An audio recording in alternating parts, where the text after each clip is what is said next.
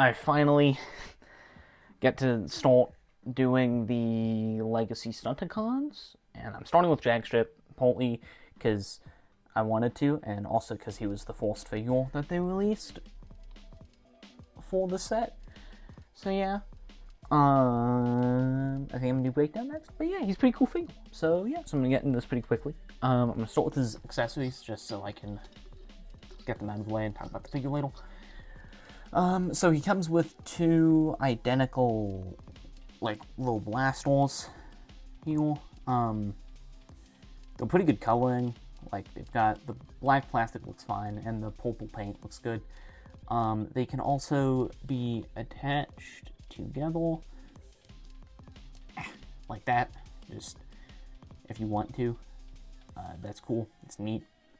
But other than that, I mean, those are the only two accessories comes with. They're the exact same mold. There's nothing really about them. So starting with detailing with Dragstrip, he's pretty light on paint. You can tell this is the original release, not the Takara gift pack release. So he's in his G1 cartoon colors, which is pretty unpainted. It's pretty much a straight yellow. He's got a little bit of paint.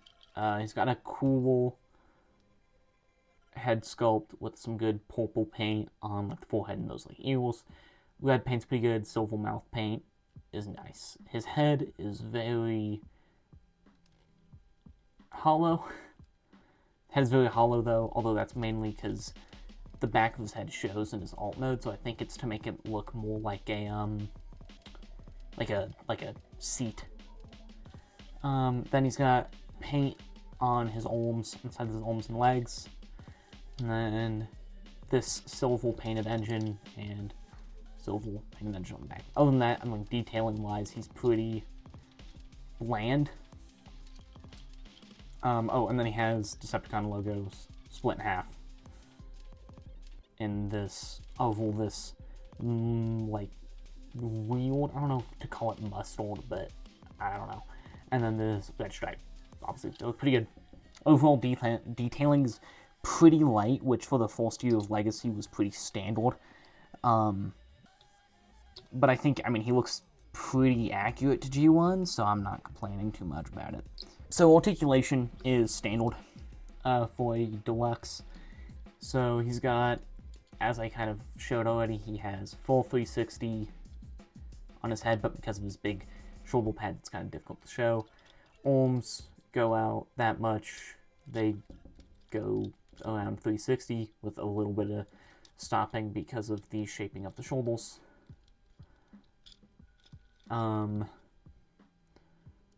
Then elbows go, it's easier to show this way, a little over 90 degrees. He does not have wrists. Oh, and he has bicep swivel. Then he has waist, goes 360. Legs can go out technically like that far, and then they can go that far forward, that far back. At the knees, his feet or his legs go forward at his knees, his legs go forward a little bit, but not a whole lot, and then they go back basically right at 90. Then he has thigh rotation, and he has ankle pivot, and he has a really good ankle pivot. And then these, because of transformation, also go like this, so you can maybe find a way to use that in posing. Articulation on this guy is pretty standard. There's nothing too crazy about it. But he has everything he needs, so that's fine. Doing scale now. Pulling him off to the side. For Deluxe class, I'm using Age of the Prime's Air Raid.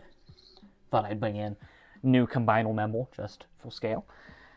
Then for Voyager, I have Legacy United, I believe, Modal Master. Or animated Modal Master, but still.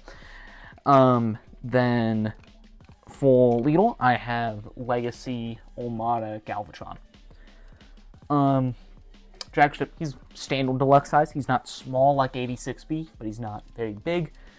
I think he's a good size. So getting the transformation, he has a fairly simple one. So, starting up, you first thing you want to do is rotate the head. Then you want to pull like this entire chest off, and then you want to pull the arms up and just clip them to, oh, hold on, I think it's because I got that. Okay, you want to clip the arms together, and then bring the arms to the side, and then you want to take, hold on, and you want to pull that up all the way. Then you want to take, hold on, I'm trying to figure out how to even like show this properly. Okay, so you want to take these side panels, and you want to rotate them, and they will come down onto that little tab there. They won't really fit all the way in. There will be a little bit of space there, but it will tab in, and it tabs in not really with a solid click, but it won't move. It's solid, and it's a solid connection, but there's not a solid like noise. Then you want to put, oh, you don't want to rotate that. Never mind, you don't rotate that. I thought you did, but you don't. And then, so you fold the head in, then you rotate that chunk, and you bring it down. So that's what the top half of him looks like. Then you rotate him at the waist, and you clip his legs together, and you flip his feet up, and then you want to pull those two panels down, and then you just crunch him up, and you just condense it all, and oh, and then you want to take these two hanging wheels, and you just fold them up. And then you get Dragstrip in his alt mode. So it's pretty quick transformation. But as I go through the Stunticons from Legacy, you will see that that is how all of them are. Dead End shares a lot of the same mechanics, like engineering, as Dragstrip. And Wild Rider will break down all the exact same mold, except for one piece that is different. And of course the heads. But, so, these, like, they're all pretty simple transformations, which will also mean that these videos will be quick, because they're all pretty equally as not detailed. But, getting into detail here, I mean, it's stuff you can see on the robot mode, except now the bottom is the fetal showing, so you can see all the paint down here, including the red stripes, the more, like, mustard, brown, yellow. I again don't really know what to call that shade. The head turns into like a seat of an F1 car pretty well. I should also add that this is based off an F1 car. So I don't know why his name is Dragstrip, but this is G1 accurate. It's a weird quirk of the character that he's named Dragstrip, and he's modeled after an F1 car, not a drag car. But yeah. Actually, Dead End is modeled more after a drag car than this guy is. Doesn't really matter, though. Then the front end here, the Decepticon logo comes together. It looks really solid overall. Like, the two red stripes and the Decepticon logo look really good. So yeah, and then you also got the sides here. And the wheels are not pinned. They are clipped into place. But he does roll pretty well. So yeah, he rolls fine enough, even though these wheels aren't pinned. Yeah. I mean, that's it. That's it. Pretty simple. So, you know, normally I would transform him back into robot mode for this part, and show him in like a pose.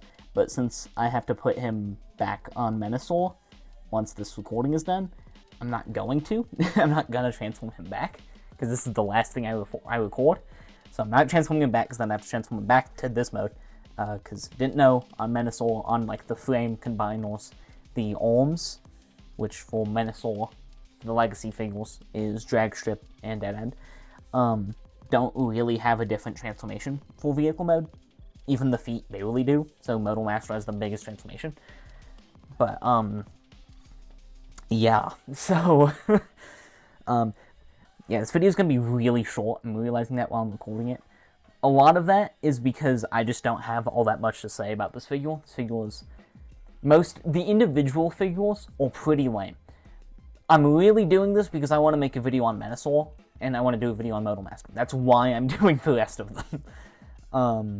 So yeah, I also didn't show in alt mode that you can put the guns, or like the blasters, on him. So yeah. But yeah. So I'm gonna do Breakdown next, because it's G2 Breakdown, not G1 Breakdown. But I like G2 Breakdown anyway, so I don't care. So I'm gonna do Breakdown next. And then I'm gonna do Menasor or Modal Master after him. I will not show Modal Master's like combined mode transformation, or the combined mode transformation for the trailer in Modal Master's video. I'm gonna do that in a 6th video focused on Menasor, so that I can still do like a transformation segment, so that would be paced a little bit more like a regular video. Yeah. This video is going to be really short, I can already tell, at least compared to most of my stuff, considering most of the videos I put out are like 20 minutes. Although I guess by this point it's pretty much even between like 20-minute and 40-minute videos. But yeah, that's Dragstrip. He's cool on his own, and if you really like Dragstrip for some reason, he's a good figure. I don't have the Combinal Wars version. I can only imagine the Combinal Wars one is bad though, because all of the Combinal Wars figures look pretty bad. So I can only imagine that he's not good. So this is probably the best Dragstrip figure you can get. But if you're not a fan of how little detailing he has, there is a Takara gift pack set that has all 5 figures. I don't know how easy it is to get, but getting the figures in general right now is not easy. Mostly because they're already 2 years old. So yeah. Or like 3 years old? I can't remember. Anyway. So if you want more detailing, that Takara gift pack has them all in their G1 toy decos instead of their animation decos. I don't care personally. I don't care about the decos. The only excuse I'd have to get that gift pack is getting G1 Breakdown, so I have the G1 team, but it doesn't matter. Yeah. I don't know. I hope you enjoyed the video. Comment if you did. Like if you did. Yeah. See you next week, I guess.